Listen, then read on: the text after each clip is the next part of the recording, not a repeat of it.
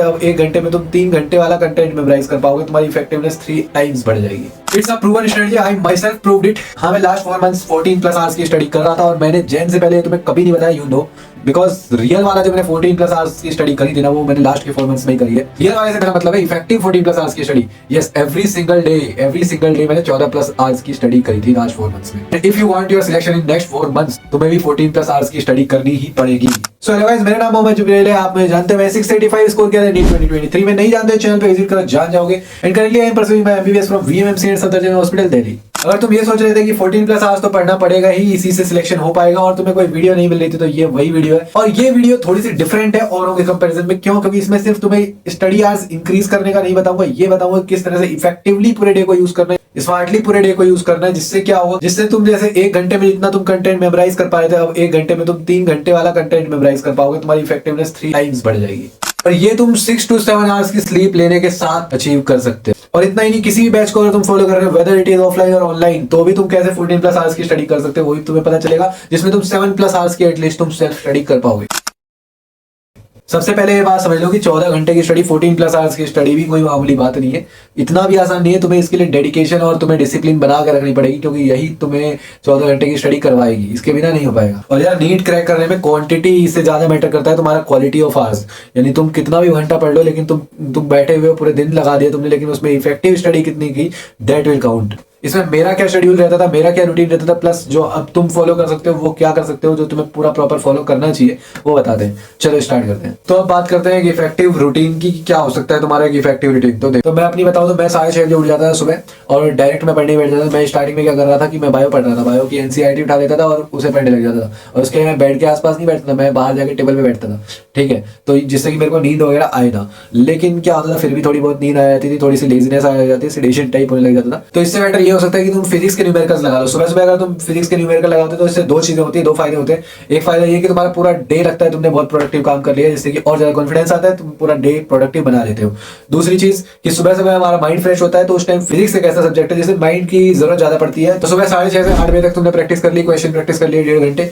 उसके बाद तुमने थोड़ा सा फ्रेश होने के लिए टाइम ले लिया, 8 से 8:30 का टाइम तुम्हारा वहां चला गया, फ्रेश हो गए। और उसके बाद 8:30 बजे से तुम्हें फिर से स्टडी स्लॉट लगाना है अपना। अब 8:30 बजे से तुम्हें 12 बजे तक का स्लॉट लगाना है। मैं भी यही करता था, 12 बजे का स्लॉट लगाना है, जिसके बीच में ही तुम्हारे को ब्रेकफास्ट ले लेना है। और ब्रेकफास्ट के टाइम भी मैं नोट्स रिवाइज कर लिया करता था 20-25 मिनट में भी, ठीक है। थोड़े बहुत नोट्स 1-2 पेज पलट लिए जो कि मैंने उस दिन पढ़े थे, मैं नोट्स कर लेता था। तो इस टाइम तुम्हें केमिस्ट्री के नोट्स रिवाइज करने हैं, प्लस उसकी प्रैक्टिस भी करनी है, क्योंकि टाइम ज्यादा है। और इसमें तुम बीच में 5-10 मिनट का स्टडी ब्रेक भी ले लेना। 10 से 15 मिनट का गैप लेने के बाद 2 बजे तक का एक और स्लॉट लगाना है, जिसमें तुम्हें बायोलॉजी करनी है और बायोलॉजी की लाइन बाय लाइन एनसीईआरटी पढ़नी है, प्लस तुम्हें नोट्स रिवाइज करने हैं। ये काम करना है। 2 से 3 बजे तक का तुम्हारा गैप दिया है मैंने, जो कि रिलैक्स करने के लिए तुम्हारे लिए रहेगा। और साथ ही साथ तुम्हें कोई फ्रेश वगैरह होना है, शावर वार लेना है, थोड़ा सा बाहर घूमना है, कुछ भी करना है, वो 2 से 3 में 1 घंटे का तुम्हारा स्लॉट मैंने दिया है। जो भी करना है, डिस्ट्रैक्शन वगैरह जो भी है 2 से 3 में निपटा देना है। इतना ही नहीं, इस पूरे शेड्यूल में तुम्हें 1 और घंटे का डिस्ट्रैक्शन का टाइम मिलने वाला है, वो भी बताऊंगा आगे। स्लॉट लग गया 3 से 8 बजे का। 3 से 8 बजे में तुम्हें 3 से 5 बजे तक क्या करना है, तुमने फिजिक्स में सुबह सिर्फ प्रैक्टिस करी है मॉर्निंग में, उसके बाद और ज्यादा कुछ किया नहीं। 3 से 5 या 5:30 तक तुम्हें क्या करना है, फिजिक्स के थ्योरी पढ़नी है, जो तुम्हें अगले दिन जिसके क्वेश्चन प्रैक्टिस करना है, थ्योरी पढ़नी है, उनके लेक्चर्स के नोट्स रिवाइज करने हैं। और उसके बाद तुम्हें 5 से 6:30 तक तुमने बायोलॉजी में भी थोड़ा कम टाइम दिया है, सिर्फ सीआरटी रिवाइज करी थी, तो अभी तुम्हें नोट्स रिवाइज करने प्लस उसके भी क्वेश्चंस कर लेने।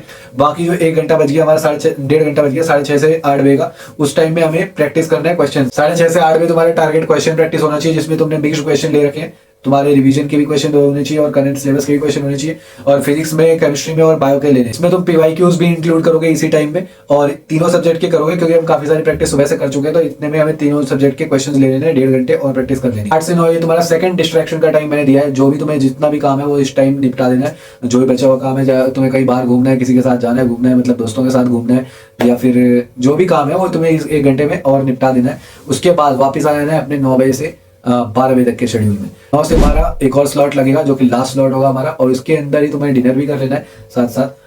और 9 से 12 का जो स्लॉट है, इसमें तुम्हें क्या करना है, 9 से 12 के स्लॉट में जो भी तुम्हें स्टडी करनी है, जो भी तुम्हारा बचा हुआ रह गया है, सारा टारगेट कंप्लीट करो, रिवीजन करो, अपना एरर एनालिसिस करो, जो भी गलतियां हो रखी है उन पे काम करो, पहले के जो वीक टॉपिक्स रह गए उनका रिवाइज करो, और जो भी तुम्हारा मेन जो टारगेट तुमने डेली का बनाया है वो जो कंप्लीट नहीं हुआ है तो वो चीज कंप्लीट करो। अब अगर मैंने जैसे बोल दिया 14+ आवर्स स्टडी, तो ऐसे हो तो नहीं जाएगा। सो टू सस्टेन 14+ आवर्स डेली, तुम्हें क्या करना है, कुछ जो तुम्हें प्रैक्टिकल टिप्स फॉलो करने चाहिए वो बताता हूँ। क्योंकि भाई सिर्फ रूटीन बनाने से काम नहीं चलेगा, उन्हें फॉलो करना भाई चैलेंजिंग है, तो कुछ टिप्स तो तुम्हें यूज करने ही पड़ेंगे जिससे तुम अपना बिना मोटिवेशन लूज किए पूरे दिन में इफेक्टिव आवर्स निकाल पाओ, क्वालिटी आवर्स निकाल पाओ। पोमोडोरो टेक्निक का यूज कर सकते हो। इसमें क्या होता है कि आप 25 मिनट पढ़ रहे हो, उसके बाद 5 मिनट का गैप ले लिया, फिर से पढ़ाई स्टार्ट करी। लेकिन इसमें क्या होता है कि 5 मिनट का 25 मिनट जब हम पढ़ते हो उतना इफेक्टिव नहीं लगता कि हमने कितना ही पढ़ा है। तो 1 घंटे मतलब 55 मिनट पढ़ लो, 55 मिनट पढ़ा आपने, लास्ट के 5 मिनट थोड़ा सा गैप ले लिया, उसके बाद पढ़ाई स्टार्ट करी। तो इससे क्या होता है, तुम्हारा एनर्जी लेवल इंक्रीज होता है पहले तो ये, और तुम्हारा फोकस इंक्रीज होता है, जिससे तुम्हारे नेक्स्ट आवर्स जो होंगे और ज्यादा क्वालिटी आवर्स बन पाएंगे, ज्यादा कंटेंट तुम रिसीव कर पाओगे, ज्यादा कंटेंट तुम्हारे माइंड में फिट होगा, मेमोरी बनेगी। एक साइंटिफिक वे है, तो इसमें तुम ये यूज करोगे तो तुम्हारे को इफेक्टिव आवर्स मिलेंगे। दूसरा भाई सबसे बड़ी चीज जो मैं पिछले वीडियो में बता चुका हूँ, अवॉइड डिस्ट्रैक्शन। नहीं किया तो यार पूरा दिन खराब हो जाएगा तुम्हारा, जितना भी शेड्यूल है सब खत्म। 15-20 मिनट ही रखो अपने डिस्ट्रैक्शन, जो भी है सोशल मीडिया वाला, वो 15-20 मिनट रखो, आधा घंटा मैक्स टू मैक्स गया, ठीक है, उससे ज्यादा नहीं। क्योंकि फिर क्या होगा, तुम्हारा अगर तुम लगे रहे तो बस सारा टारगेट पानी में गया, तुम्हारा सारा शेड्यूल पानी में गया, कुछ नहीं हो पाएगा, ठीक है। तो डिस्ट्रैक्शंस को अवॉइड करो। पॉजिटिव माइंडसेट इसलिए क्योंकि भाई तुम बहुत ज्यादा सेल्फ डाउट करने लग जाते हो उस टाइम, और उसमें क्या होता है, तुम सोचते ही इतना रहते हो, ओवर थिंकिंग इतनी होती है जिसमें तुम्हारा काफी टाइम जाता है, जो कि तुम्हें नहीं करना है इस टाइम। बिल्कुल भी नहीं सोचना है कुछ भी, ओवर थिंक नहीं करना है, सारा टाइम अपने पढ़ने में लगाना है। अपने टारगेट्स बनाओ डेली की मेरे को, और बोर्ड पे लिख लो उसको, व्हाइट बोर्ड या फिर तुम्हारे कॉपी में लिख लो कि मेरा ये टारगेट है, आज मेरे को ये करना है, और उसको ट्रैक करो कि तुमने कितना कंप्लीट किया है पूरे दिन में, जिससे तुम्हारी एक इफेक्टिवनेस बनी रहेगी। स्लीप मैटर करता है भाई, 6 आवर्स की तुम्हें स्लीप लेनी पड़ेगी, एटलीस्ट 6 to 7 आवर्स। मैं खुद लेता था, क्योंकि यार ओवर वर्क करोगे तो एक दिन पढ़ लिया तुमने, 2 दिन पढ़ लिया, लेकिन फिर तुम्हें को ये अफेक्ट करेगा कहीं ना कहीं, क्योंकि मेमोरी उतनी अच्छी बनती नहीं है। स्लीप भी जरूरी होती है पढ़ने के साथ साथ। तो अगर तुम ये स्ट्रेटजी फॉलो करते हो तो सिर्फ तुम 14+ आवर्स की स्टडी नहीं कर रहे होगे, तुम एक इफेक्टिव स्टडी कर रहे होगे, स्मार्ट स्टडी कर रहे होगे, जिसमें तुम अपना बेस्ट आउटपुट दे पा रहे होगे। और याद रखना यार, तुम्हारा जो नीट है ना, नीट कोई स्प्रिंट नहीं है, एक मैराथन है। तुम्हें डेली का काम डेली करना पड़ेगा।